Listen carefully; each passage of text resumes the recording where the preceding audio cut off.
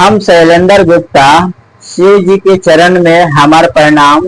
नीलम दीदी, हरेंद्र भैया के चरण में हमार प्रणाम। जितना ये वीडियो देखे वाला बानी लो वहाँ लोग के चरण में हमार प्रणाम। जितना ये शिष्या बहन, गुरु बहिना, माता बहिना हमार वीडियो देखा तानी लो वहाँ लोग के चरण में हमार प्रणाम। हम सावन महीना में हम शिव चर्चा कथा लेके आयल बानी। रौरा लोगिन हमार कथा के अंत तक सुनेम लोगिन। हर हर शंभु, जय भोलेनाथ, कार्तिक गणेश की जय हो। एगो गांव में बुढ़िया माई रहत रहली। उनकर 3 गो लड़का रहे। उनकर पति रहलन। पति छोटे छोटे में 3 गो लड़का रहे, वही बेरा उनकर मृत्यु हो गई। और छोटे में बेचारा छोड़ के चल गईलेन। आई बहुत दुख से तीनों लड़का के पलली, बड़का कैली, पढ़ैली लिखैली। लड़का लोग पढ़ लिख के एक जना डॉक्टर बन गईलेन, एक जना मास्टर बन गईलेन, आ तीसरा जना वो जज बन गईलेन। तीनों जना बहुत अपन पढ़ाई लिखाई कैला के बाद अपन नौकरी करे जाओ लो। तीनों जना आई जन बुढ़िया माई रहली, काम धाम करके एगो बगल के मंदिर में जा शिव चर्चा कथा सुने। शिव जी के चर्चा होको, पूजा पाठ होको, ओजा जास पूजा पाठ करे, शिव चर्चा सुने जास। ऐसे ही कुछ दिन बीतल तो गुरु बहिना लोग बोले लागल कि एगो काम रौरा करी, अपना बड़का लड़का के शादी करी, रौरा बड़ा दिक्कत होता टे। रौरा टाइम से शिव चर्चा कथा में रौरा आवत नहीं थी, लेट हो जाता रौरा आवे में। कम से कम अपना लड़का के शादी ब्याह करी, राउर पतोहू आ जाइहन तो कुछ राउर काम में हाथ बटाई हन, रौरा राउर सेवा टहल करी हन। तो यो कहली कि हाँ शादी तो कैबे कैल जाई। तो कुछ दिन बाद रिश्ता आयल बड़का लड़का के। तो रिश्ता आयल ओकरा बाद इनकरा से कहे लागल लो कि का मांग बाटे, का दहेज में मांगतानी रौरा। तो ई कहे लगली कि हमार तो अच्छा खासा हमार लड़का पैसा कमाता टे, मास्टर हवे बड़का लड़का, 2 लाख रुपया हम मांगतानी। तो ठीक बाटे, 2 लाख रुपया दियाई और शादी करी। तो धूमधाम से शादी ब्याह कैली। शादी ब्याह कैला के बाद हफ्ता दिन बाद वो अपना पतोहू के चौका बर्तन छुएली, मेघ हटे। शादी ब्याह करके अइला के बाद पतोहू से खाना वाना ना बनवावल जाला। मेघ हटे, चौका बर्तन छुआवल जाला, पूजा पाठ करवावल जाला, तबे जाके चौका बर्तन छुआवल जाला। तो चौका बर्तन छुआली, कहली कि तू कुछ अपना हाथ से मीठा चीज बना लो कुछ। तो पतोहू कहली कि ठीक बाटे हम बनावतनी। तो बनैली हलवा। हलवा बहुत स्वादिष्ट बनैले रहली। सब केहू के अपना हाथ से काट के खियैली। खियला के बाद ये अगला दिन फिर कहा तरी की कोनो बात नहीं खे, अपने पतोहू जाके सब चौका बर्तन करी, पोछा ओछा घर में लगाई। तो देखा तरी की 9-10 बज गए सुबह के। पतोहू तो जगली ना। तो यो कहली कि चलो कोनो बात नहीं खे, हम चौका बर्तन करतानी, जब तक ले अपने देखियन तो कहियन कि सासू माँ रौरा छोड़ दी, हम करतानी। तो सासू माँ करे लगली। ओकरा बाद ही देखा तारी कि तो माना करते नहीं कि हमार पतो, तो हमार पतो माना करते नहीं कि। तो यो सब चौका बर्तन कैला के बाद खाना उना के तैयारी करे जाता रही। तो कहा तरी अपना पतोहू से कि का हो तू खाना काहे नहीं को बनावत। तो कहा तरी कि हम 2 लाख रुपया दहेज लेके आए बनी, 2 साल तक बैठ के खाए, तब जाके हम 2 साल बाद खाना वाना बना के रौरा लोग के खियाए। तो ये कहली चलो ठीक बा, कोनो बात नहीं है, ये बना के खियावस वावस। ओकरी बाद कहस कि कोनो बात नहीं है, हम बना उना के खियाए, खाना वाना बना के खिया के तब जास मंदिर में शिव चर्चा सुने, शिव चर्चा कथा सुने। अब मंदिर में यास तो हो जा लेट हो जाओ, चाहे कि डेली बाई डेली घर के काम धाम करके, काम धंधा करके तब जास मंदिर में। तो मंदिर में गईला के बाद लेट जास, ओकरा बाद कहीं जगह ना मिलो तो वो कोना में जाकर बैठ जास, चुप्पे चापे शिव चर्चा कथा सुनस। अब जितना शिष्य गुरु लोग बहन लोग ओजा रहे लो तो कहे लो कि ए बुढ़िया माई ये बताई राउर अपना बेटा के शादी कहनी तब हूँ रौरा दिक्कतें होता, का बात के दिक्कत बाटे, अब तो पतोहू आ गई।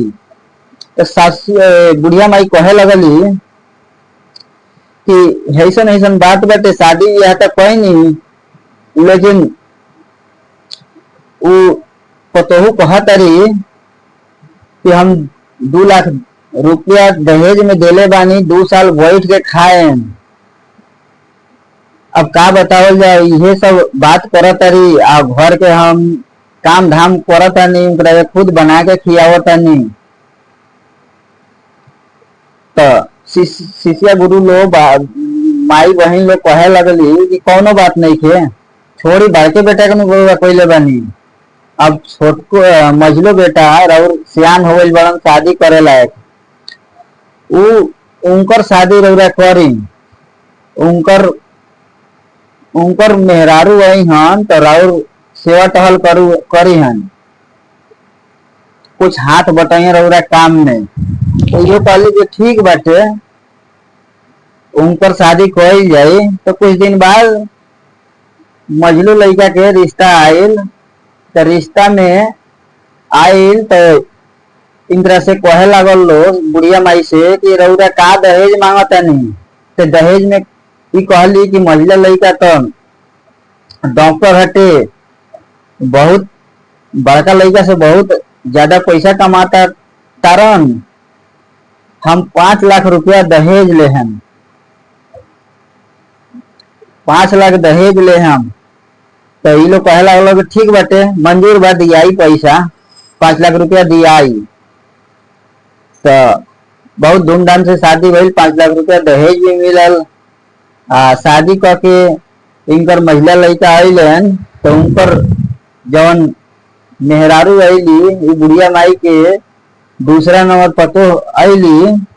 तो यो कुछ दिन बाद उनको के चौका बर्तन छुआवल गईल, पूजा विधि व्यवहार कैल गईल। विधि व्यवहार कैला के बाद कहली कि ठीक बाटे, तू चौका छुआ, कुछ मीठा चीज बनाव, बुढ़िया माई कहली।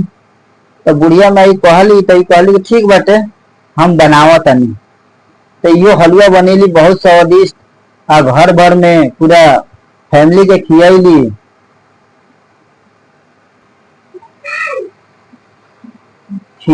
ओकरा बाद फिर अगला दिन सुबह में जागत तारी बुढ़िया माई, तो देखा तारी कि हमार दोनों पतो जगलक लोग ना। तो ये कहले कि चलो कोनो बात नहीं है, हम जागल बनी तो चौका बर्तन करतानी, घर दुआर करतानी, पोछा ओछा लगावतानी, जब तक ले हमार मझली पतो जगी हन। तो अपने कहियन कि सासू माँ रौरा मत लगाई, हम लगा ले हम। तो यो सब चौका बर्तन करे लगली। तब देखा तारी कि दूसरा नंबर वाली भी पतो कुछ ना बोला तारी, आराम से पलंग पर बैठल बाड़ी। अब बड़की पतो तो बैठले रहली। तो फिर आके कह तारी, हो खाना काहे नहीं तू बनावत हो। तो ई कह तारी दूसरा नंबर वाली पतो कि हम 5 लाख रुपया दहेज लेके आइल बनी, दहेज में 5 लाख रुपया देहल गईल बाटे, हमार पापा 5 लाख रुपया दहेज देले बानी, 5 साल तक हम बैठ के खाएम, 5 साल तक हम बैठ के खाएम, तब ओकरा बाद रउरा लोग खाना बना के खियाए हुआ हम काम धाम करे। तो यो कहली कि ठीक बेटा कोनो बात नहीं है। यो अब घर के काम करे लगली। ओकरा बाद पहला के बाद ये लोग खिया हुआ के फिर मंदिर जास तो और ही लेट हो जाओ वो मंदिर में से चर्चा सुने जास तो ऐसे ही कुछ दिन बीतल। तो फिर शिष्या बहन गुरु बहिना कहे लगलक लो कि का बात बात अब तो दूगो पतो राउर आ गइल बा लो तब हम रउरा इतना लेट हो जाता थे। तो कहत रही कि दूधू पतो तो नाम खाती बालो सब हम घर के हम काम हम ही करत नहीं तो का बात बाटे। तो कहे लगली कि हम मझला बेटा के शादी करनी उनकर मेहरारू आइल बाड़ी तो कहत रही कि हम 5 लाख दहेज देले बानी। 5 लाख दहेज हमार पापा देले बानी। 5 साल तक बैठ के खाए ओकरा बाद हम राउर काम धाम करे खाना वाना बना कर रउरा लोग खियाए। ये तो बात बाटे सब घर के काम वगैरह करे के पड़ताटे। तो फिर शिष्या गुरु भाई बहिना लोग समझावे लागल लोग कहे लागल लोग कि कोनो बात नहीं ये दूगो लड़का लोग शादी कर ले बानी एगो और छोट लड़का बड़न उनको शादी करी उनकरा पतो से उनकरा मेहरारू से रउरा कुछ सुख मिल जाये छोटकी पतो से। तो यो कहली कि ठीक बाटे हाँ शादी तो कैबे कइल जाई। तो कुछ दिन बाद छोटका लड़का के भी रिश्ता आइल। रिश्ता अइला के बाद वो लोग पूछे लागल लो कि रउरा का दहेज मांगतानी रउरा दहेज का मांगतानी।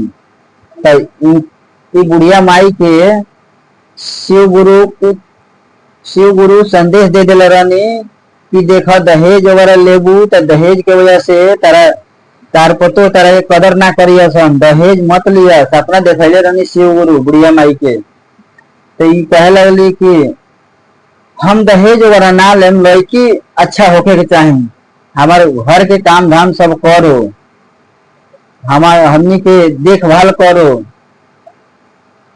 तो वो लोग कहे लागल लोग कि ठीक बाटे लड़की तो बहुत सुंदर बाड़ी रउरा शादी कर ली। तो कहली ठीक बाटे शादी होई। तो शादी भइल धूमधाम से बहुत धूमधाम से शादी भइल। शादी होके अइली छोटका पतो अइली। तो कुछ दिन बाद उनको चौका बर्तन छुआवे के जब विधि व्यवहार रहेला वो छुआवल गइल। तो बुढ़िया माई कहली कि तू एगो काम कर चौका बर्तन छू ले लू ओकरा बाद तू मीठा चीज कोनो बनाओ बना के तू हमनी के खियाव। तो कहली ठीक बाटे। यो हलवा बनैली बहुत स्वादिष्ट हलवा बनैले रहली। ओकरी बाद बना उना के खियली।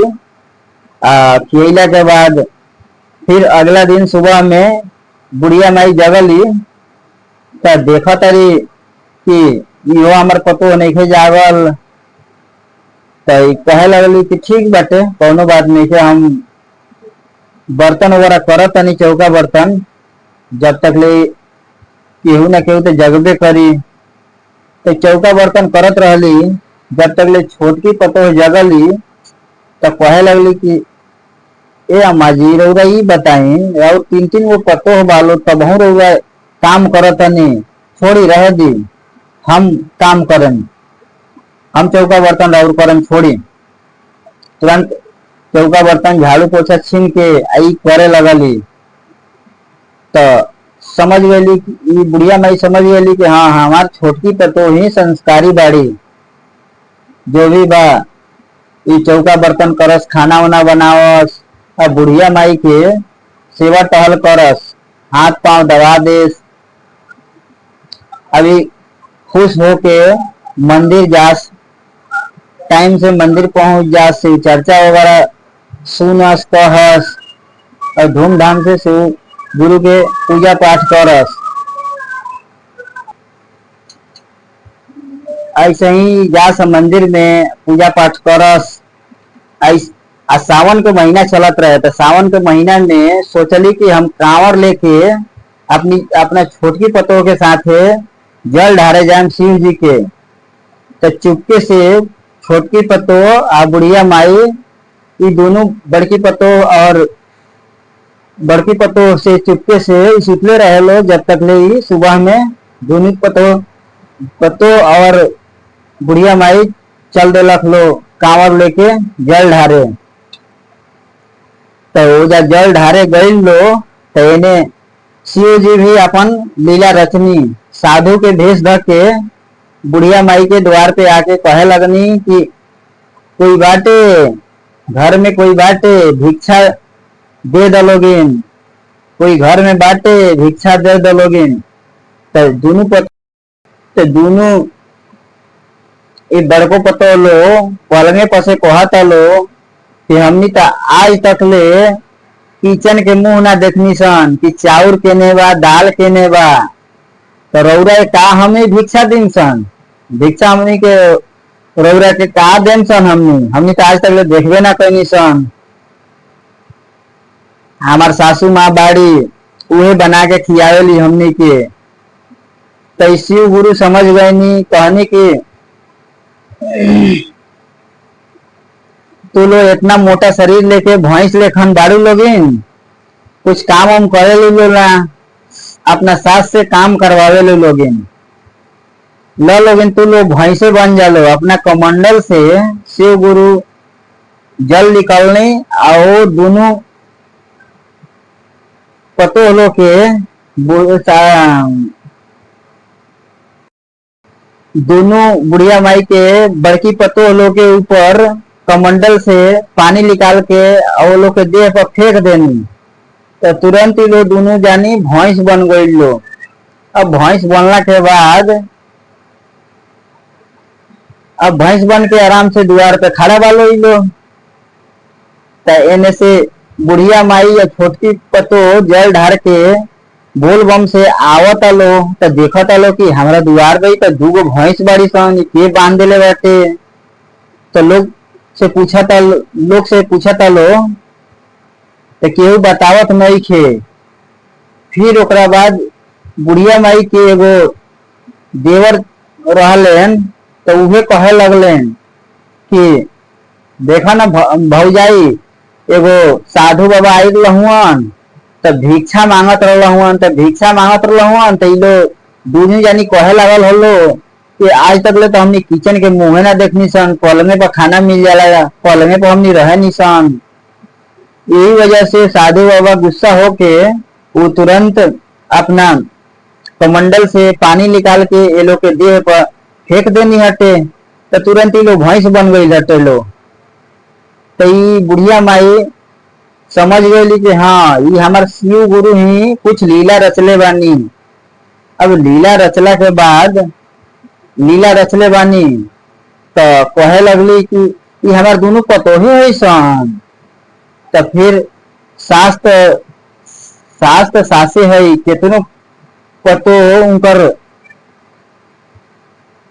अच्छा क्वालिटी के नाम मिलस ना कदर करस अपना सास के। तो सास कितनो तो अपन अपना पतो के बारे में ही सोचेली। तो सास कहे लगली कि हे शिव गुरु बहुत अन्याय हो गई बाटे, बहुत अन्याय हो गई बाटे, घात हो गई बाटे। केहू का कही हमार दूगो लड़का बड़ा सा वो कहिलो नु कि हमार मेहरारू भैंस बन गई, सब भैंस के साथे रहे पड़ी। शिव गुरु रौरा लीला करी कुछ चमत्कार दिखाई। आने छोटकी पतो भी कहे लगली कि हमार दीदी लोग कैसनो रहे लो तका है, लेकिन हमार दीदी लोग रहे लो, दीदी हमारा खातिर अच्छे रहे लो, भले काम ना करो लो तका है। वो शिव गुरु के बहुत पूजा पाठ करस, बचपने से पूजा पाठ करस। उनका छोटको पतो वो शिव गुरु से अर्जी लगावे लगली। तो शिव गुरु तुरंत जब साधु के भेष में प्रगट भईनी। प्रगट भइला के बाद शिव गुरु कहे लगनी कि हे बालक तारा लोग का दिक्कत बाटे, कोनो परेशानी बा तो बताओ लोगिन। तो बुढ़िया माई और छोटकी इंकर पतो कहे लगल लो कि हे बाबा देखी ना कि साधु आई लखटे अपना हमरा घर के दुआरी पे। तो लो भिक्षा देवे से मना कर दे लो। उस साधु शराब दे दिल हुआ। शराब देला के बाद तुरंत ही लोग भैंस बन गई बालो। हे साधु बाबा रउरा कुछ उपाय करी कि आदमी बन जाओ लो। तो वो अपना कमंडल से साधु बाबा पानी निकलन और तुरंत शरीर पे फेंकलन ये दोनों जानी के। तो तुरंत ये अपन असली रूप में आ गई लो। असली रूप में अला के बाद तुरंत साधु बाबा के गोड़ पे सब लोग गिरता। तो साधु बाबा आशीर्वाद दे के वजह से निकल गए नी। तो ये दोनों बड़की पतो लो समझ गई लो कि हाँ इस शिव गुरु के बहुत बड़ा कृपा बाटे। हमनी भैंस बन गई तो भैंस से फिर असली रूप में आदमी हमनी बनल बानी सन। तो सासू माँ के गोड़ पे गिर गई लो। गिरला के बाद क्षमा मांगे लागल लो। अब क्षमा मांगे लागल लो तो सासू माँ तो माँ होली वो तुरंत पिघल गईली। अब पिघलला के बाद अपन तीनों पतो के गले लगैली। गले लगैला के बाद अब तीनों पतो बहुत अच्छा से अपन बुढ़िया माई यानी सासू माँ के सेवा करे लागल लो। अब तीनों पतो बहुत धूमधाम से शिव जी के भक्ति करो लो, पूजा पाठ करो लो, ओम नमः शिवाय के जाप करो लो। ओम नमः शिवाय के जाप करो लो। अब तीनों जानी अपना सासू माँ के बहुत सेवा वगैरह करे लागल लो। तो सासू माँ भी खुश हो गईली। हम कहानी के हम यही जा अंत करे जाता नहीं। गौरा लोगिन के कहानी अच्छा लागल हो कि तो लाइक करें, शेयर करें, चैनल के सब्सक्राइब करें लोगिन। और हमार शिव चर्चा कथा रउरा लोगिन के अच्छा लागल हो कि तो कमेंट में जय भोलेनाथ जरूर लिखें लोगिन। हर हर शंभु, जय भोलेनाथ, कार्तिक गणेश की जय हो।